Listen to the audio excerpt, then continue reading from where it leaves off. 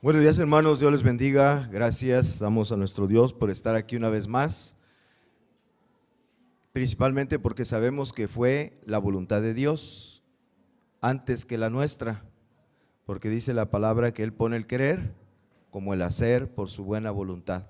Y damos gracias por la persona esta señorita que está aquí con nosotros por segunda vez hoy, pero primera vez en domingo. Bueno, gracias, bienvenida nuevamente. Estamos muy gozosos y deseamos pues que sea muchos más domingos, ¿verdad que sí, iglesia? Amén. Que haya muchos más domingos que la tengamos aquí con nosotros. Bienvenida. Si alguien por ahí llegó despuesito, que sea algún invitado de alguien o se invitó solo, pues damos gracias a Dios. Bienvenido, bienvenida. Bueno, vamos a tener el tema de hoy. Pues ya llegamos al mes de diciembre y es la época en que recordamos un acontecimiento muy especial en la historia de la humanidad. Y me refiero al nacimiento de nuestro Señor Jesucristo, lo que se conoce como Navidad o la Navidad. Y el tema es la Navidad y la Biblia, la Navidad y la Biblia. Y como introducción vamos a repetir todos lo que dice 2 Timoteo 3 y versículo 16, que dice así: toda la escritura es inspirada por Dios y útil para enseñar, para redarguir, para corregir, para instruir en justicia, a fin de que el hombre de Dios sea perfecto, enteramente preparado para toda buena obra. Otra vez lo repetimos: toda la escritura es inspirada por Dios y útil para enseñar, para redarguir, para corregir, para instruir en justicia, a fin de que el hombre de Dios sea perfecto, enteramente preparado para toda buena obra. ¿Qué parte de la escritura es útil? Dice toda. Y cuando dice escritura, ¿a qué se refiere? A la Biblia, ¿verdad? A la Biblia. Toda la escritura, toda la Biblia, toditita desde Génesis hasta Apocalipsis, ¿verdad? Pasando por todos los libros que están ahí en medio. Es útil, toda es útil para enseñar, para instruir en justicia, para corregir, para redarguir, a fin de que el hombre de Dios sea perfecto, enteramente preparado para toda buena obra. Toda la escritura es útil. La Biblia es un libro único y además extraordinario. Es el libro que es superior a cualquier otro libro que se haya escrito en toda la historia de la humanidad, como tenía que ser, ya que el autor intelectual de este libro, ¿quién es? Dios mismo, ¿verdad? Y si Dios es el autor intelectual, pues ¿qué otro libro puede ser superior a este? Ninguno, absolutamente ninguno. Es un libro que fue escrito en un periodo de más de 1500 años. Algunos calculan que hasta 1600 años. Es un libro que fue escrito en 3 continentes diferentes: Asia, África y Europa. Yo no conozco ningún libro así, que se haya llevado esos años de escribir y en tantos lugares diferentes.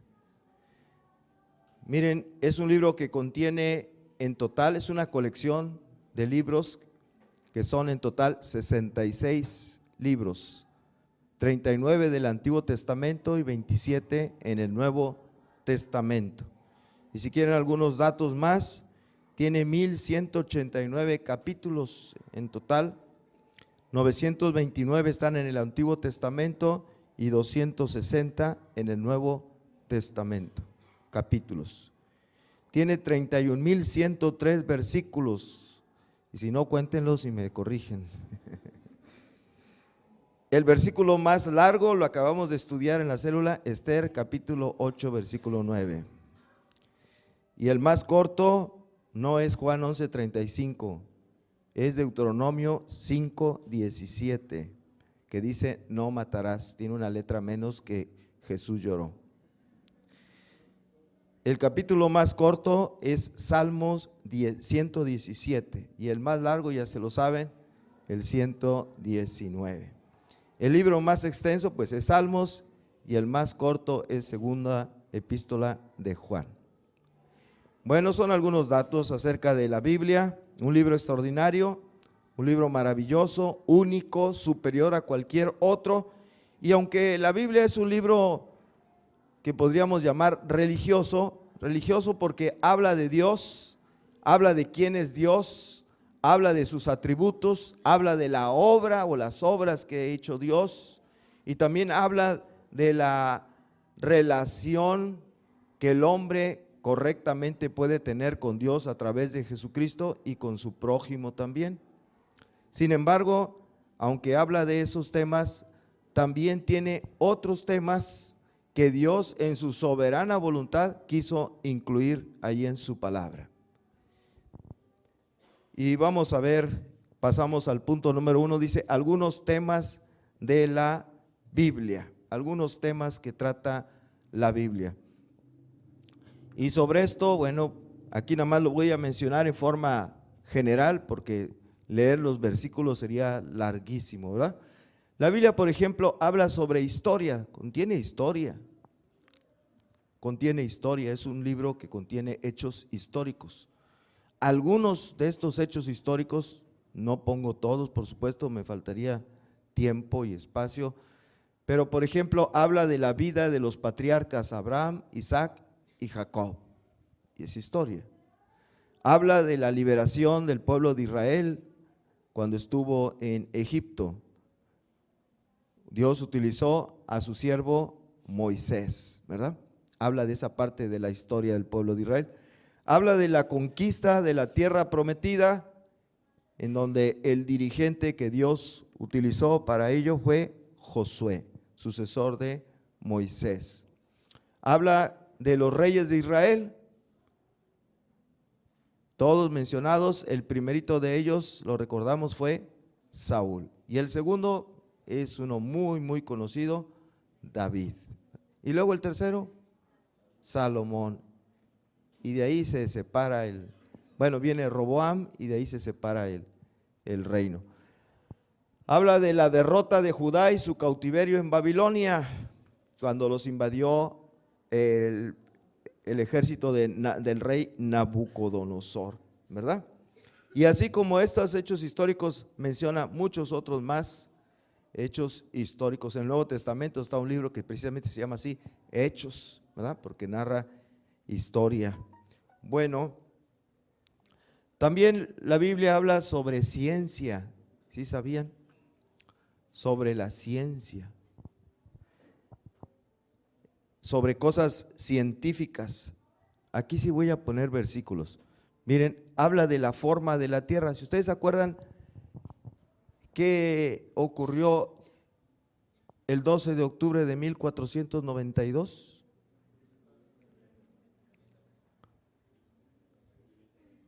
Ya con el 12 de octubre ya se acordaron, pero con 1492 no, ¿verdad? Bueno, un hombre llamado Cristóbal Colón, italiano, él tenía la idea de viajar a la India a través del océano, cruzando el océano, con la idea de que la tierra era redonda, cuando en su tiempo se consideraba que la tierra era plana. No le hicieron caso, lo tiraron a loco, nadie quiso patrocinar ese viaje hasta que ya después de mucho batallar, logró que se lo financiaran los reyes de España, como ya sabemos, ¿verdad? Y por eso acá hablamos español, porque fueron los españoles los que financiaron a Cristóbal Colón y llegaron hasta acá. Pero él batalló mucho para convencer a la gente que la tierra no era plana y que si era redonda entonces podían viajar y llegar a la India, donde querían comprar productos que no existían en Europa, pero no podían pasar por Asia porque estaba invadido por los musulmanes y era peligroso. Entonces él propuso ir por el mar. No sabía que en medio estaba el continente americano, él no sabía, y creo que yo hasta donde sé, nunca se enteró, aunque le descubrió América, nunca supo que era otro continente. Bueno, Sin embargo, la Biblia, esto fue en 1492, sin embargo, la Biblia, unos 2000 años antes, ya estaba ahí escrito que la tierra era redonda. Isaías 40, versículo 22, dice: Él está sentado sobre el círculo de la tierra, cuyos moradores son como langostas. Él extiende los cielos como una cortina, los despliega como una tienda para morar. Está sentado sobre, dice, el círculo de la tierra. El libro del profeta Isaías, escrito más de 700 años antes de Cristo. Y Colón todavía estaba queriendo convencer a la gente en 1492 que la tierra no era plana. También la ley de la conservación de la materia y de la energía, allá por el año de 1700 y pico, porque el que propuso esta ley vivió entre el 1743 y lo ejecutaron en 1792, que fue Lavoisier. ¿Se acuerdan? Él dijo: la materia como la energía no se pierde ni se destruye, solamente se transforma. Él era creyente, por cierto, él creía en Dios, creía en Jesucristo, pero probablemente, no sé, probablemente había leído la Biblia, y si así fue, a lo mejor de ahí tomó su principio que ahora está en la ciencia, se enseña en la escuela. Pero la Biblia lo contiene desde muchos años antes de que existiera Lavoisier, siglos antes, en el libro de Eclesiastés, escrito por Salomón. Dice Eclesiastés capítulo 1, versículos 9 y 10, y luego me brinco al capítulo 3, versículos 14 y 15. Dice: ¿qué es lo que fue? Lo mismo que será. ¿Se fijan? Estamos hablando de la conservación de la materia y de la energía. ¿Qué es lo que fue? Dice: lo mismo que será. ¿Qué es lo que ha sido hecho? Lo mismo que se hará. Y nada hay nuevo debajo del sol.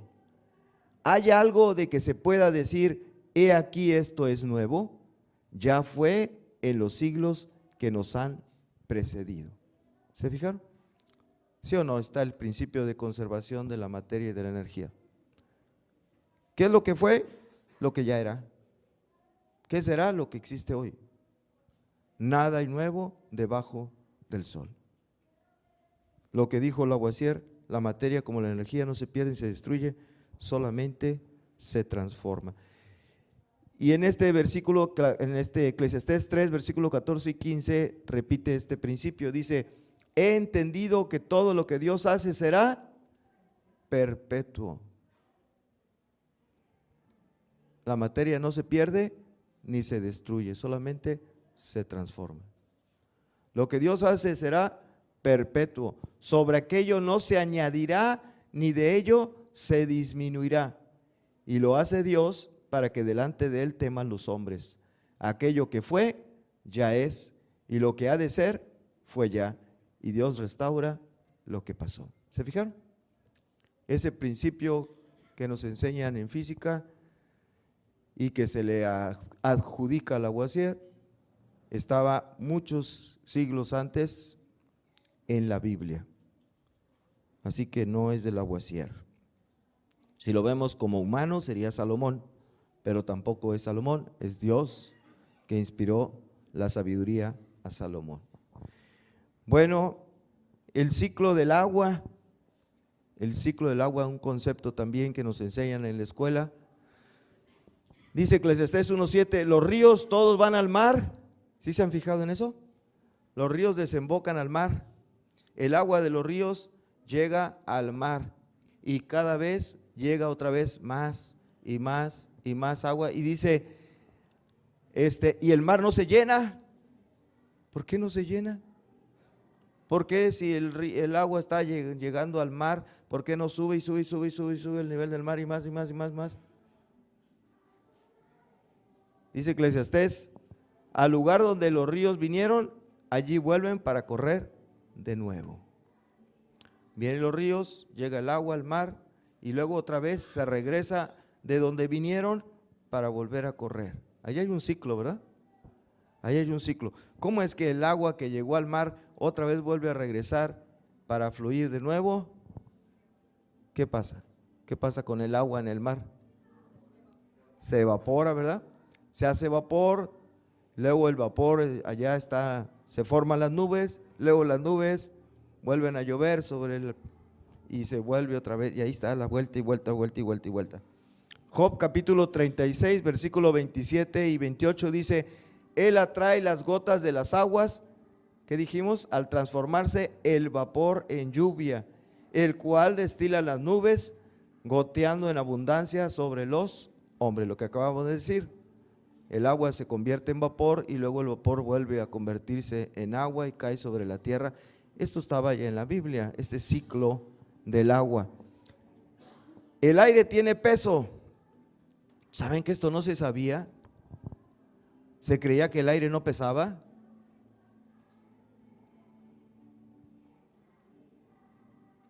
Hasta que muchos siglos después de que está escrito en la Biblia, la ciencia descubrió que el aire sí tiene peso.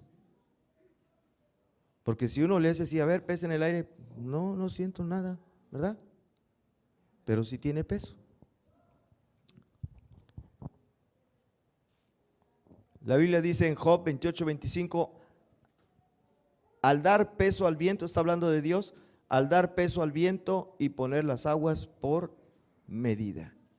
Dios le puso peso al viento. El viento pesa, el aire tiene peso. Algo que se descubrió o se aceptó muchos años, muchos siglos después. La sustentación del planeta. ¿Sobre qué está soportado el planeta Tierra, en donde vivimos? ¿Qué lo sostiene? Por ejemplo, este techo, ¿qué sostiene este techo para que no se caiga? Están las paredes, los muros, ¿sí?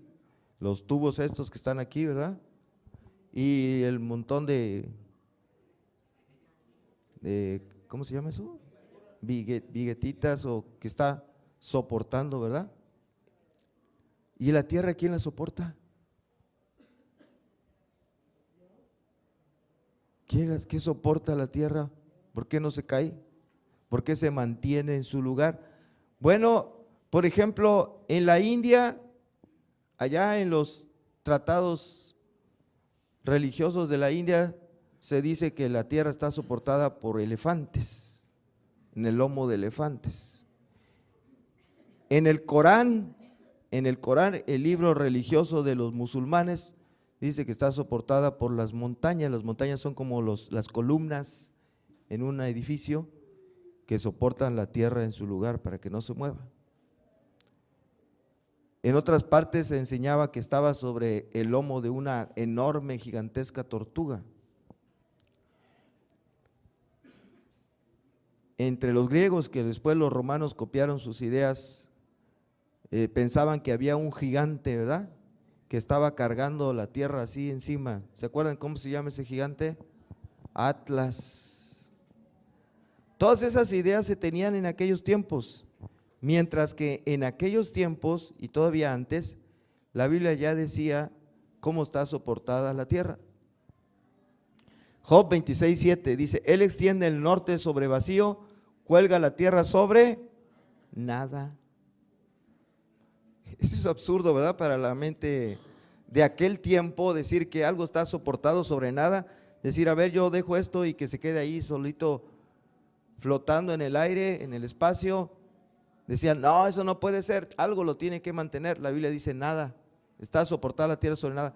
¿Qué soporte tiene la tierra? ¿Qué fierros o qué alambres lo están deteniendo? Nada, ¿verdad? Absolutamente nada. Soporta la tierra sobre la nada, sobre nada, está en el espacio ahí. Las fuerzas gravitatorias, las leyes que puso Dios en la naturaleza de los cuerpos. Otro más, la importancia de la sangre en el cuerpo. La importancia de la sangre en el cuerpo.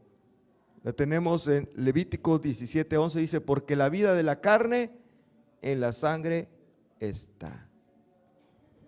Quítenle la sangre a una persona, se muere.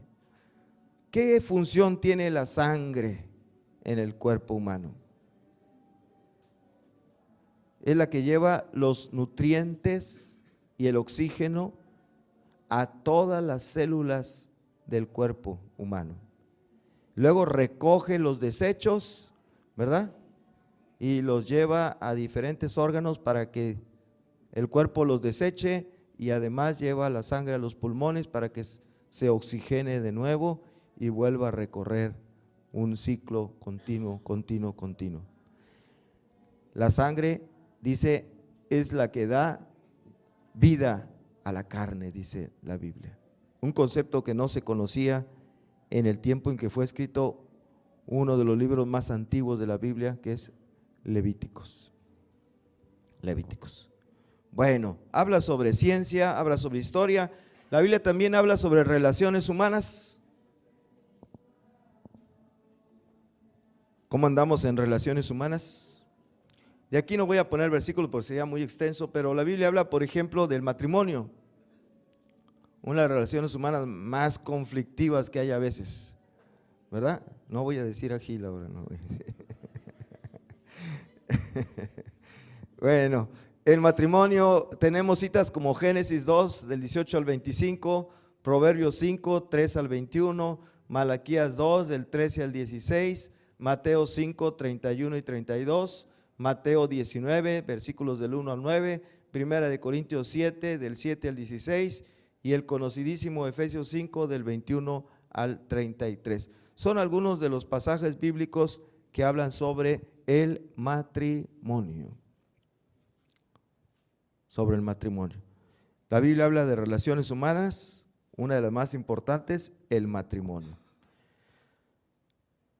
Bueno, también la Biblia habla de el enojo, la ira, el enojo. Por ejemplo, en Salmos 37:8, Proverbios 22:24, Eclesiastés 7:9, Eclesiastés 11:10, Mateo 5:22, Efesios 4:26, que muy conocido, que dice, airaos pero no pequéis, ¿verdad? No se oculte el sol sobre vuestro enojo. Y 31, Colosenses 3:8. Y son algunos, son algunos. Nada más puse algunos ejemplos de versículos donde se habla de el enojo. También sobre relaciones humanas, la Biblia habla del perdón. El perdón. Mateo 6, del 12 al 15, Mateo 18, 21 y 22, Hechos 26, versículo 18, Efesios 4, 32, Colosenses 1, 14 y Colosenses 3, 13. Y estoy escogiendo prácticamente versículos del Nuevo Testamento, pero también en el Antiguo Testamento hay sobre estos temas. La Biblia también habla del amor fraternal. El amor fraternal, por ejemplo, Mateo 22, 39, Marcos 12, 31, Primera de Corintios 13, todo el capítulo, ¿verdad? El capítulo que habla del amor, Gálatas 5, 14 y Primera de Pedro, capítulo 3, versículo 8. Son pasajes que hablan acerca del amor fraternal.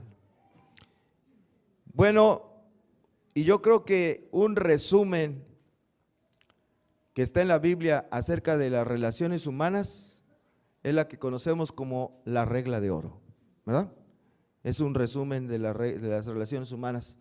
Ese sí lo puse, Lucas 6:31, dice, repítanlo conmigo, y como queréis que hagan los hombres con vosotros, así también haced vosotros con ellos. Y como queréis que hagan los hombres con vosotros, así también haced vosotros con ellos. Yo creo que eso resume lo que son las relaciones humanas entre humanos, ¿verdad? Entre nosotros. Bien, pero por supuesto y principalmente la Biblia habla sobre asuntos que se relacionan con Dios y los hombres, propiamente lo que podríamos llamar asuntos religiosos, ¿verdad? Principalmente de eso habla la Biblia. Por ejemplo, habla de la creación del universo y de la creación del hombre. Eso lo encontramos en Génesis capítulo 1, todo el capítulo 1 de Génesis. Habla sobre el primer pecado y eso está en el capítulo 3 de Génesis. El primer pecado que fue el que cometieron Adán y Eva, o Eva y Adán.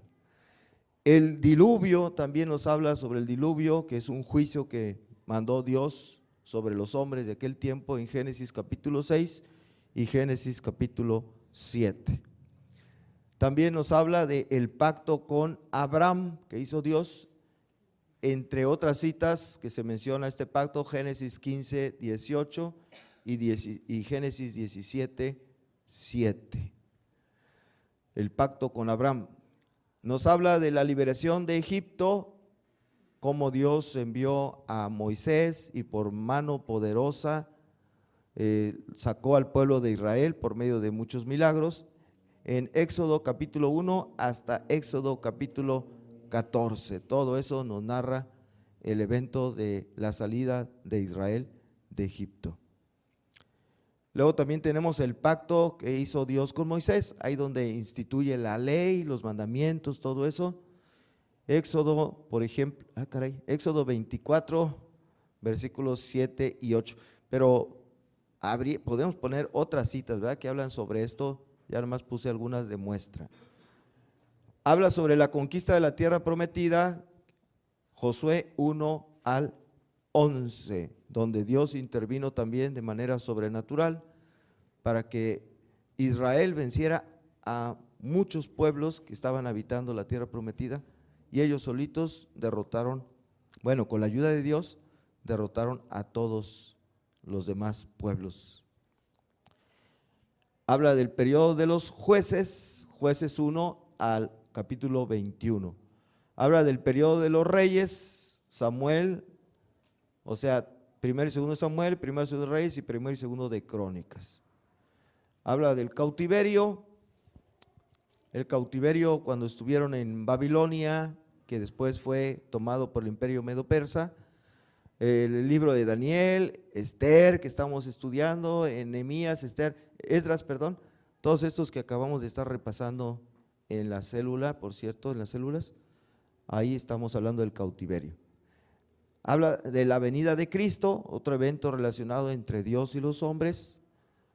La venida de Cristo, pues los evangelios, más aparte un montón de partes más, que sería el Nuevo Testamento, prácticamente todo, ¿verdad? La primera venida de Cristo. Habla de la salvación y la vida eterna, Juan 3:16, Efesios 2:8, etcétera, etcétera, etcétera, etcétera, etcétera, un montón de versículos que hablan sobre la salvación y la vida eterna. También tenemos el concepto del nuevo nacimiento, Juan capítulo 3, del 3 al 15, y aparte hay otros más donde se menciona, como por ejemplo, de modo que si alguno está en Cristo, nueva criatura es. Bueno, el nuevo nacimiento. También tenemos el concepto de la adopción como hijos, y el más clásico de todos, aunque no es el único, Juan capítulo 1, versículo 12, ¿verdad? Juan 1, 12. Mas a todos los que la recibieron, a los que creen en su nombre, les dio potestad de ser hechos hijos de Dios. La propagación del evangelio, pues el libro de los Hechos, todo el libro de los Hechos completito, nos habla de cómo se fue propagando el evangelio en los primeros años de la iglesia. El señorío de Cristo, Cristo es Señor, Lucas 6:46, Romanos 10:9 y Filipenses 2:11 y otros más, ¿verdad? Sobre el señorío de Cristo. La santidad es otro tema que toca, segunda a los Corintios 7:1, Efesios 4:24, primera Tesalonicenses 3:13, Hebreos 12:14 y otros más. El tema, la santidad. También viene el tema de la segunda venida de Cristo, que por ejemplo lo podemos leer en Mateo 24, de los versículos 29 al 25 al 25, al capítulo 25, versículo 46. Y también el famoso versículo de Hechos 1:11, que miráis ahí al cielo, ¿verdad? Les dice, pregunta, este mismo Jesús, así como lo habéis visto al cielo, así vendrá. Bueno, Hechos 1:11, segunda venida de Cristo. Ahí dejamos, hay más temas acerca de Dios y los hombres, o sea, temas que podríamos decir más de tipo religioso, que es principalmente de lo que trata la Biblia. Pero también tenemos temas no bíblicos. Con estos no bíblicos quiero decir que no se mencionan en la Biblia. No quiero decir que sean en contra de la Biblia, sino simplemente que no se mencionan en la Biblia. Miren, como acabamos de ver ahorita, en la Biblia vienen muchos temas diversos sobre muchos asuntos, algunos religiosos, otros no. Dios así quiso poner todas esas cosas, pero no todo puede venir en la Biblia, ¿verdad? La Biblia es un libro que tiene ciertas dimensiones, unas dimensiones determinadas, por lo tanto está limitado su contenido, no puede venir todo lo que hay, lo que hubo y lo que habrá, sino tiene que venir determinado número de cosas. Así que vienen muchas cosas, pero hay muchas más que no vienen. ¿Me explico? Así como en la Biblia vienen muchos asuntos, muchos temas, hay muchos más que no vienen en la Biblia. Muchas cosas que no vienen en la Biblia. Por ejemplo, no habla de muchas especies de animales. Fíjense que yo estuve leyendo pasajes y pasajes y viene un montón de animales mencionados, aunque nomás el nombre, aunque sea, hasta insectos. Y se mencionan muchos animales, pero hay muchos que no se mencionan también. Por ejemplo, nada más voy a poner algunos, no se habla del hipopótamo, ustedes han visto en la Biblia el hipopótamo, el rinoceronte, la jirafa, la tortuga, el gato, no vienen los gatos en la Biblia. Sí viene el perro, viene el caballo, el asno, en fin, no viene el tigre, etcétera. No se mencionan toda la especie de animales que hay, sino sí se mencionan bastantes, pero no todos, faltan muchísimos más. Bueno, no habla de conceptos tales como los siguientes, no habla de estos conceptos, por ejemplo, el magnetismo, la electricidad, la resonancia, las moléculas, el átomo, la unidad básica viva del cuerpo humano que es la célula. No habla de virus, bacterias, etcétera. De esas cosas no habla la Biblia. ¿Ok? Bueno, ¿qué más?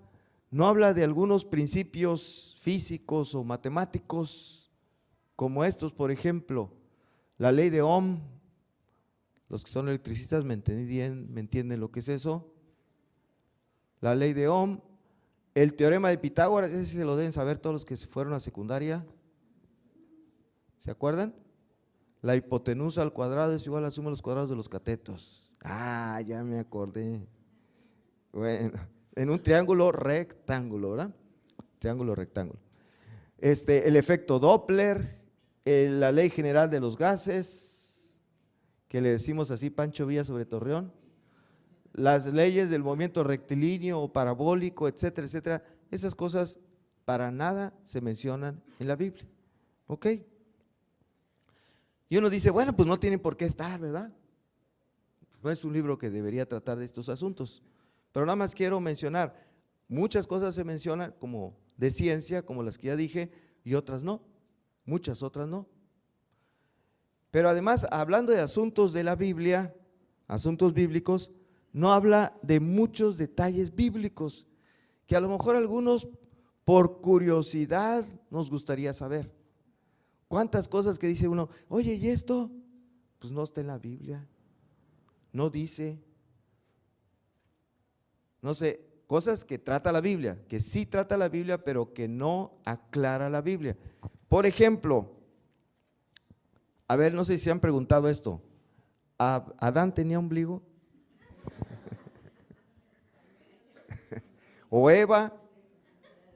El ombligo es una cicatriz que queda después del cordón umbilical al nacer, pero ellos no nacieron.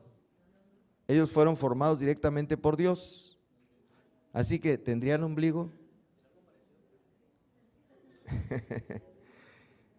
Fíjense que uno de los primeros concilios por allá de la Iglesia Católica, muy lejos, se organizó y se reunieron el Papa con los cardenales y quién sabe cuántos más, y el tema de discusión fue si Adán tenía ombligo o no tenía ombligo. De veras, hicieron un concilio para eso. Realmente no tiene importancia, pero siempre se queda uno así con la curiosidad. Algunos pintores, por ejemplo, como Miguel Ángel, que pintó la Capilla Sixtina en el techo, ahí dibujó a Adán y le puso ombligo. Tiene ombligo. Bueno, tendría ombligo. La Biblia no dice nada de eso, ¿verdad? Ni Adán ni Eva si tenían o no tenían ombligo. Otra cosa, ¿cuántos hijos y hijas tuvieron en total Adán y Eva? La Biblia menciona 3 hijos. ¿Quiénes son? Uno mató al otro, Caín, Abel y Set, ¿verdad? Pero no fueron 3, fueron más. ¿Cuántos? ¿Quién sabe? Y tuvo hijas, a fuerza que tuvo que tener hijas. ¿Cuántas? ¿Quién sabe? La Biblia no menciona esos detalles, no lo dice. Por ejemplo, otra cosa que también algunos alegan, ¿María murió o fue llevada al cielo? ¿Fue arrebatada al cielo como Elías o como Enoc? En la Iglesia Católica se enseña que María no murió, que María fue llevada al cielo. Bueno, les quiero decir que la Biblia no dice nada de eso. No dice si sí o si no, no dice absolutamente nada acerca de la muerte de María. No está en la Biblia. No lo menciona la Biblia. ¿Qué pasó con María, la madre de Jesús? No dice absolutamente nada.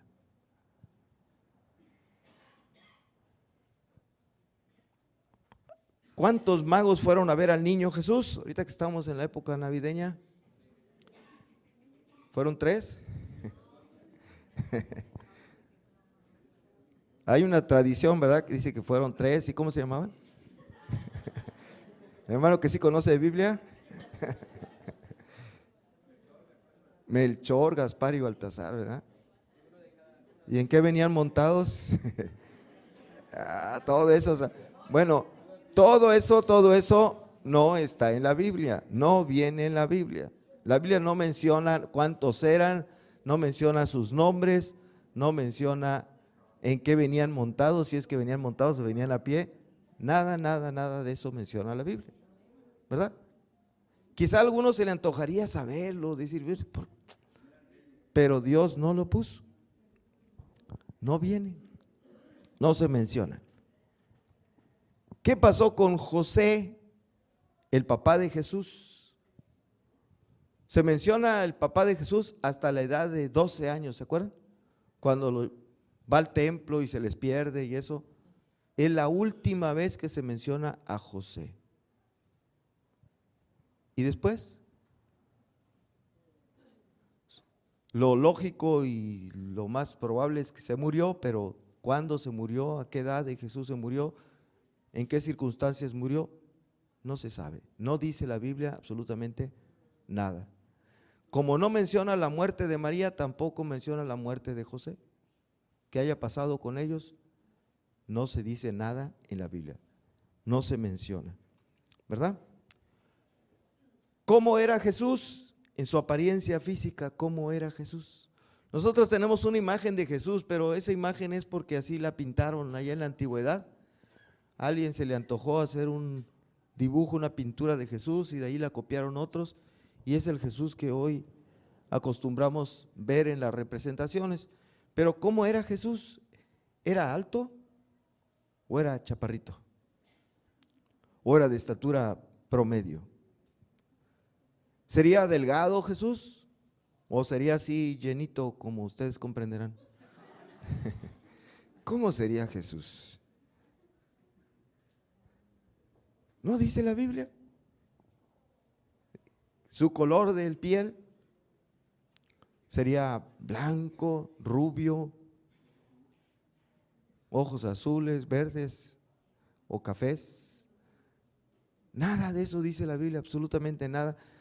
¿Tenía barba larga así o cortita o no tenía barba de plano? Tampoco se menciona absolutamente nada, nada, nada, nada en la Biblia. ¿Se fijaron? Hay muchos detalles que no están en la Biblia que quizá por curiosidad nos gustaría saber, pero la Biblia no lo dice. Algunas cosas se sabe de otras fuentes históricas, pero no está en la Biblia, ¿verdad? ¿Cómo fue la vida de Jesús entre los 12 y los 30 años? Jesús en la Biblia aparece hasta los 12 años y después no se dice absolutamente nada hasta que ya comienza su ministerio aproximadamente a los 30 años de edad. ¿Qué pasó? ¿Cómo fue su vida en todo ese tiempo? No dice absolutamente nada la Biblia, no lo menciona, ¿verdad? ¿Cómo murieron Pedro, Pablo, Mateo y otros apóstoles? Pues hay fuentes externas a la Biblia que mencionan estos datos, pero la Biblia no menciona nada acerca de eso, no dice. En la Biblia no viene narrando la muerte de Pedro, ni de Pablo, ni de Mateo, ni de otros apóstoles. Bueno, hay uno que sí se menciona su muerte, que es Jacobo, ¿verdad? Que murió a espada en el libro de los Hechos, y habla de Juan también, que murió en ¿Juan? No, ese es otro. Juan fue desterrado en la isla de Patmos y allá, al parecer, allí se murió, pero no viene la Biblia la muerte. Bueno, como estas cosas, hay cientos de preguntas que nos podríamos hacer acerca de detalles que no se mencionan en la Biblia. Se me antoja, por ejemplo, ahorita que estamos en esta época, ¿cuál fue la fecha del nacimiento de Jesús? ¿Nació el 24 de diciembre?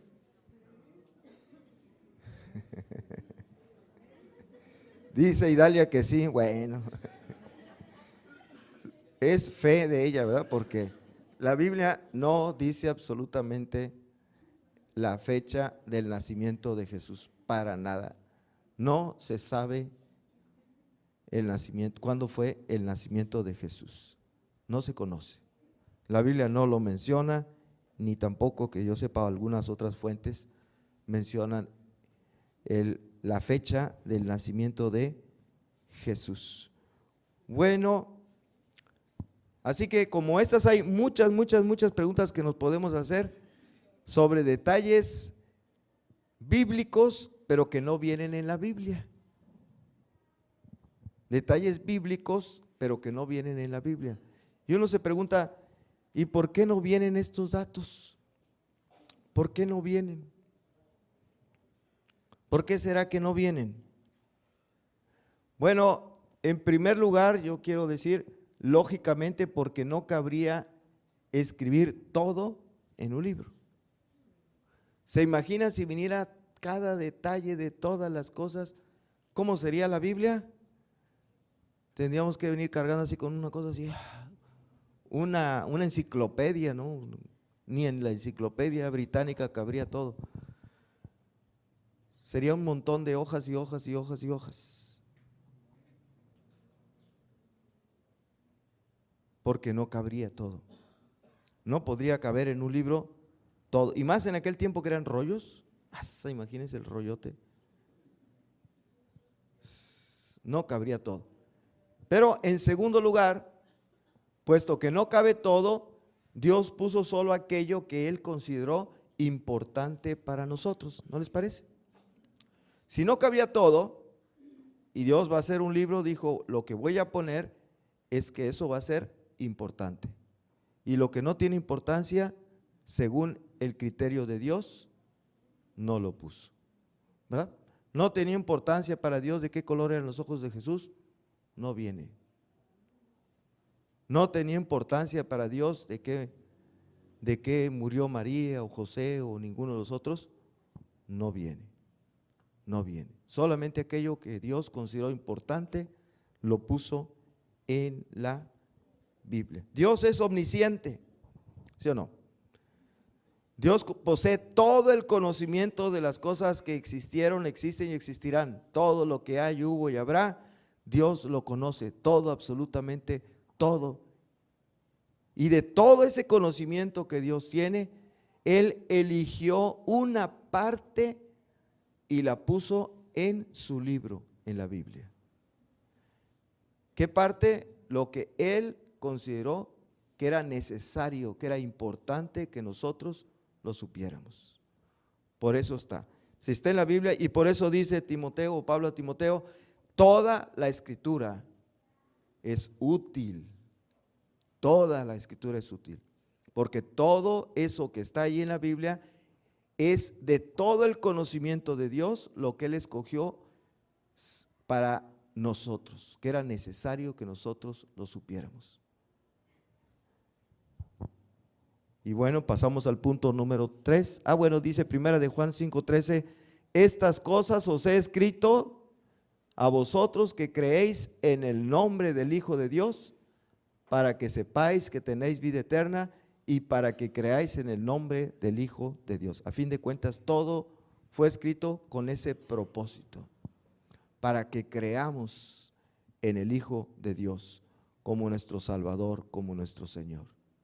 Todo fue escrito con ese fin. Bien, vamos entonces a la Navidad, porque el tema era la Navidad y la Biblia, ya hablamos de la Biblia. Miren, algunas personas o grupos de personas, grupos religiosos, se oponen a la Navidad. Ellos no tienen cultos especiales navideños para nada. No mencionan la Navidad, no celebran la Navidad, están en contra de eso, de que se predique, de que se enseñe.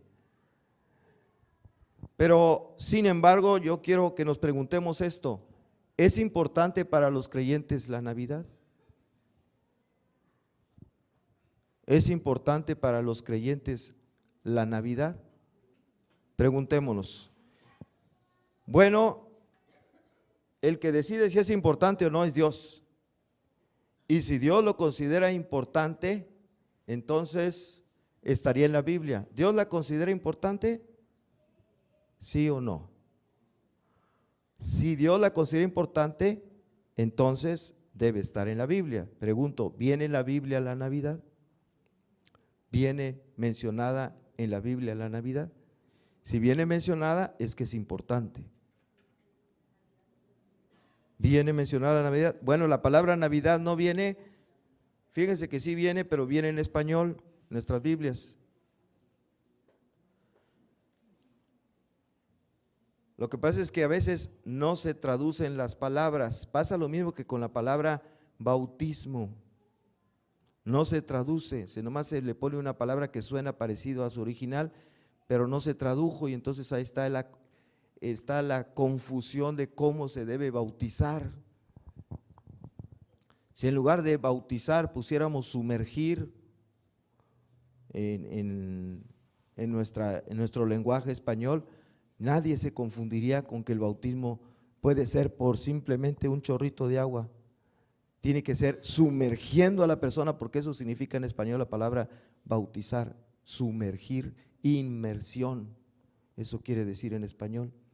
Está en griego, pero nomás le pusieron una palabra en español que suena parecido al griego, pero no se tradujo y nos enredamos. También la palabra Navidad no se tradujo y nos enredamos. Pero entendemos esto: la palabra Navidad traducida quiere decir nacimiento. ¿Viene nacimiento en la Biblia? Sí viene. Ahora, cuando decimos nacimiento, no es nacimiento de cualquier persona, es el nacimiento específicamente de alguien. La palabra Navidad o nacimiento se aplica específicamente para una persona en la Biblia. No es el nacimiento de Benito Juárez, no es el nacimiento de la reina de Inglaterra, no es el nacimiento del rey de España, no es el nacimiento de Andrés López Obrador, no, es el nacimiento de una persona en especial. ¿De quién se refiere cuando decimos Navidad, que estamos hablando de nacimiento? Específicamente estamos hablando del nacimiento de quién. El nacimiento de Jesucristo, el nacimiento de Jesucristo. Eso es la Navidad, el nacimiento de Jesucristo. Ahora pregunto, ¿menciona la Biblia el nacimiento de Jesucristo? O sea, la Navidad. ¿Se menciona? ¿Sí o no? Sí, poquito o mucho. Miren, la Biblia no habla del nacimiento de la madre de Jesús, de María. Búsquenle y no van a encontrar el nacimiento de María. No habla del nacimiento de José, el papá adoptivo de Jesús. Búsquenle y no lo van a encontrar. No habla del nacimiento del gran apóstol Pedro, es el líder entre los apóstoles. No habla del nacimiento del apóstol Pedro. No habla del nacimiento del apóstol Pablo, el que escribió un montón de epístolas del Nuevo Testamento. No habla del nacimiento de Pablo. Pero sí habla del nacimiento de Jesús, o sea, la Navidad. Vamos a ver algo de estas citas que hablan del nacimiento de Jesús. ¿Qué les parece? Desde el Antiguo Testamento ya se habla del nacimiento de Jesús. Bueno, ahí fue sí. Isaías 7, versículos 14 y 15, dice: por tanto el Señor mismo os dará señal. He aquí que la Virgen concebirá y dará a luz un hijo y llamará su nombre Emmanuel. ¿Qué quiere decir Emmanuel? Dios con nosotros. ¿Qué quiere decir? ¿Quién es Dios con nosotros? ¿A quién se le va a llamar Emmanuel? A ese niño, a ese niño. La Virgen concebirá y dará a luz un hijo. A ese hijo de la Virgen va a ser Emmanuel, va a ser Dios con nosotros. Ahí está diciendo la Biblia que Jesús es Dios. Dios con nosotros, comerá mantequilla y miel hasta que sepa desechar lo malo y escoger lo bueno. Ahí está hablando del nacimiento de Jesús, que iban a ser de una virgen, ¿verdad? Bueno, Isaías 9 del 1 al 6. Mas no habrá para siempre oscuridad para los que están ahora en angustia, tal como la aflicción que le vino en el tiempo que livianamente tocaron la primera vez la tierra de Zabulón y la tierra de Neftalí, pues al fin llenará de gloria el camino del mar, de aquel lado del Jordán, en Galilea de los gentiles. El pueblo que andaba en tinieblas vio gran luz. Los que moraban en tierra de sombra de muerte, luz resplandeció sobre ellos. Y me brinco al 6, dice: porque un niño nos es nacido, hijo nos es dado, y el principado sobre su hombro, y se llamará su nombre admirable, consejero, Dios fuerte, Padre eterno, príncipe de paz. Un niño nos es nacido. ¿De quién está hablando? De Jesús, del nacimiento de Jesús. Esto es profecía. Era una profecía, ¿verdad? Que ya se cumplió. Y ese se le iba a llamar como Dios fuerte, fíjense. Emmanuel, Dios con nosotros, Dios fuerte. ¿Cómo la ven? Profecías. Miqueas 5:2 es otra profecía que habla del nacimiento de Jesús. Nos dice dónde, en qué lugar iba a nacer Jesús. Fíjense, no viene la fecha, pero sí viene el lugar de nacimiento. No fue Tampico, Tamaulipas, por supuesto. Pero tú, Belén Efrata, pequeña para estar entre las familias de Judá, de ti me saldrá el que será Señor en Israel, y sus salidas son desde el principio, desde los días de la eternidad. Al único que puede aplicar esto de la eternidad es a Jesús, que es Dios. A ningún otro ser humano le podemos aplicar este versículo. ¿Y dónde iban a ser? En Belén. De ti me saldrá el que será Señor. Bueno, ahorita Salmo 72:10, los reyes de Tarsis y de las costas traerán regalos, traerán presentes. Los reyes de Sabá y de Seba ofrecerán dones. Isaías 66, multitud de camellos te cubrirá, dromedarios de Madián y de Efa vendrán, todos los de Saba traerán oro e incienso y publicarán alabanzas de Jehová. Aquí nos habla de esos visitantes que fueron a ver a Jesús. Y sí les dice reyes. Bueno, otro más. Jeremías 31:15. Así ha dicho Jehová: voz fue oída en Ramá, llanto y lloro amargo. Raquel que lamenta por sus hijos y no quiso ser consolada porque perecieron. ¿Este habla del nacimiento de Jesús? ¿Sí o no? Sí, está hablando de algo que sucedió en el nacimiento de Jesús. La muerte de los niños. ¿Se acuerdan? Por orden de Herodes. Cuando Herodes quiso matar a ese niño que acababa de nacer, ordenó la muerte de todos los niños alrededor de Belén y las regiones y mataron un montón de chiquitos de 2 años para abajo.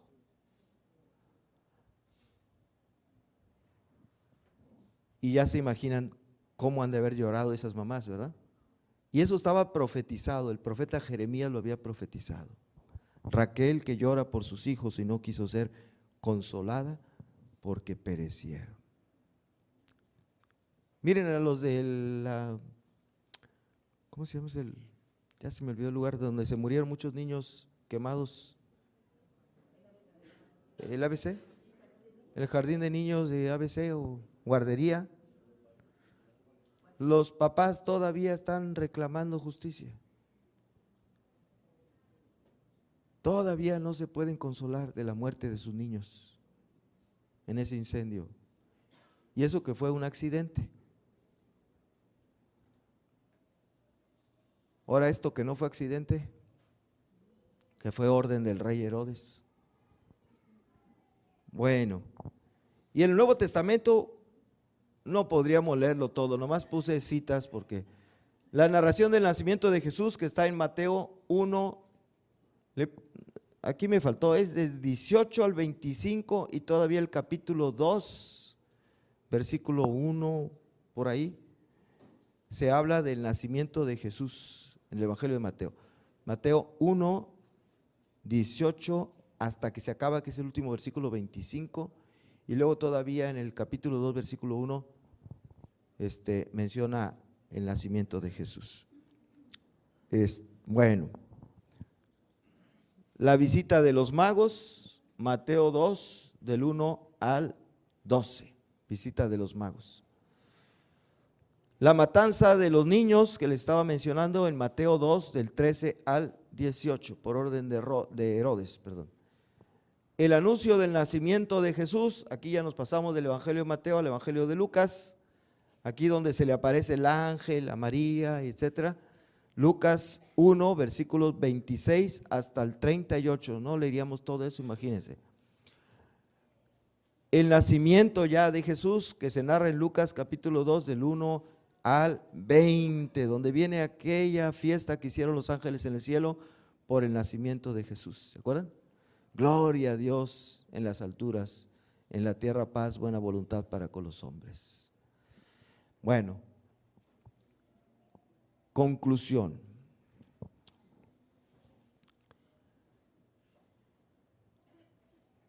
Bueno, antes de hacer la conclusión, ¿se menciona o no se menciona la Navidad en la Biblia? O sea, el nacimiento de Jesús. Y si se menciona, ¿será importante o no será importante para nosotros? ¿Será necesario, será útil que lo conozcamos, que lo recordemos, que nos acordemos y que demos gracias a Dios por eso? Yo creo que sí, ¿verdad? Yo creo que sí. Por eso Dios lo puso en su palabra.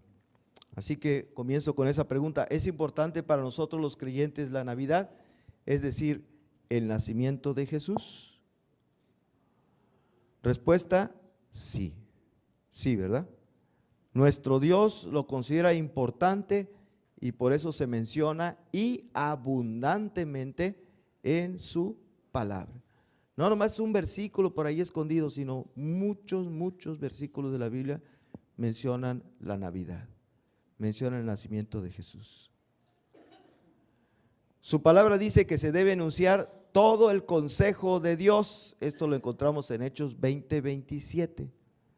Se debe enunciar todo el consejo de Dios. O sea, todo lo que viene en la Biblia, de todo se debe predicar. No que, no, este tema no, este sí, este no. Sino todo dice la Biblia, todo. Y entre ese todo está la Navidad, está el nacimiento de Jesús.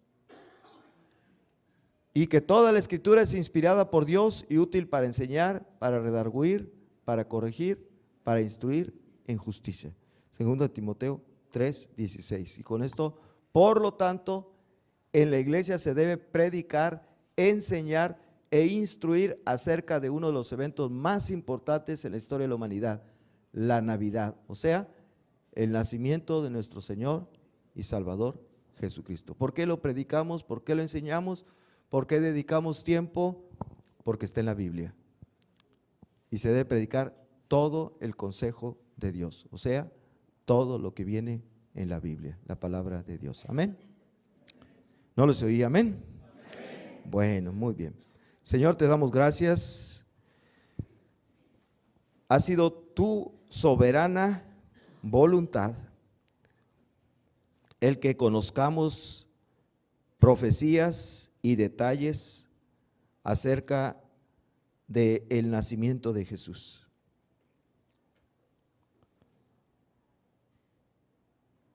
Tú sabes en tu criterio que era necesario este conocimiento. Y también nos ordenas que prediquemos tu palabra. Pablo le dice a Timoteo, le insiste que prediques la palabra a tiempo y fuera de tiempo. No sabemos si fue en este tiempo cuando nació Jesús o estamos fuera de tiempo, pero la predicamos, como dice, que prediquemos a tiempo o fuera de tiempo. Así que sobre todas las cosas, Señor, te damos gracias, porque tú decidiste enviar a tu Hijo aquí a la tierra. Te damos gracias por el gran sacrificio que esto significó, que Él dejara su trono de gloria esplendente en el cielo, que Él dejara la alabanza, la adoración, la exaltación de ángeles, de arcángeles, de querubines, para venir y ser despreciado y desechado entre los hombres, varón de dolores, experimentado en quebranto. Fue grande el sacrificio que Él hizo por nosotros. Y pudiendo nacer o venir a este mundo ya como una persona adulta, fuerte, y habitar en un palacio, el mejor, el más espléndido, tú quisiste que viniera a este mundo, hiciera su entrada como nosotros también la hacemos, de una madre que fue en ella engendrada por el Espíritu Santo, este precioso niño que sería nuestro Señor y Salvador. Gracias, Señor, porque nació así, pasó todas las etapas de vida que nosotros también pasamos y por lo tanto nos comprende perfectamente bien todo lo que nosotros pasamos, todas nuestras preocupaciones, angustias, temores y aún faltas que cometemos.